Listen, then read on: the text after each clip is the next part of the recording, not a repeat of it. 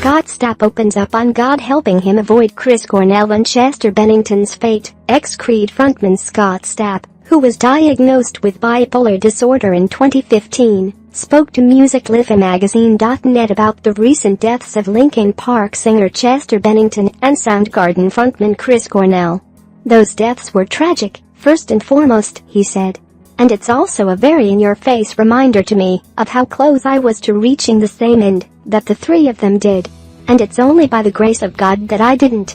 So it's really just raised the awareness in me of the seriousness of addiction and alcoholism, and the seriousness of mental illness, and how so many people suffer in silence. It's an issue that we need to have more compassion about, and knowledge about and understanding of. There are millions of people out there suffering, and I know, because I have been there," Stapp continued. "I have walked the walk in my suffering, many times, ended up very public, and was very misunderstood, and so those deaths affected me in two big ways, one being that it's reminded me of places that I never want to go to again. And if I ever get close to going again, to make sure that I immediately get the help that I need.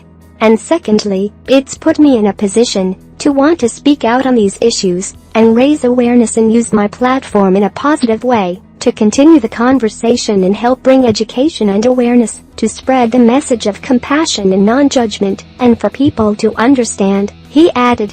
"And I also want, for those that are suffering, to encourage them to reach out for help and get help before it's too late, because help is there. And I really want for people who know family or friends that are suffering from mental illness or addiction to be an angel in that person's life and step in and help someone in need, because those that are around them can save a life." This whole subject is something that is very near and dear to my heart, and something I am very passionate about because, by no means have I arrived. I am still doing this one day at a time, so I know what it's like, because I have lived it. I can speak truth from that perspective.